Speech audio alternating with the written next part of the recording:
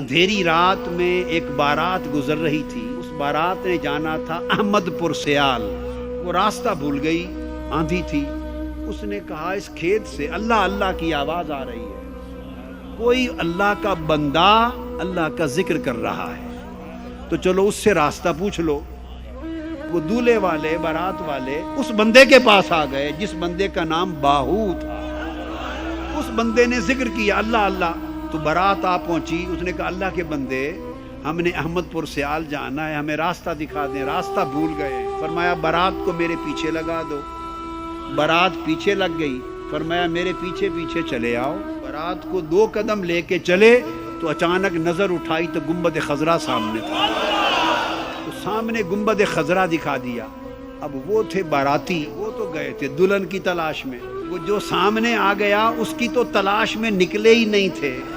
جب گنبد خضرا دیکھا تو وہ کہنے لگے حضرت آپ یہاں کہاں لائے، ہم تو احمد پور سیال جانا چاہتے ہیں. انہوں نے بارات کی طرف منہ کر لیا اس بندے نے، باہو نے، اور کہا میں تو صرف ایک ہی احمد پور کو جانتا ہوں. اس لیے وہ فرماتے ہیں نا طالب بیا طالب بیا طالب بیا تارساں نمروز اول با خدا.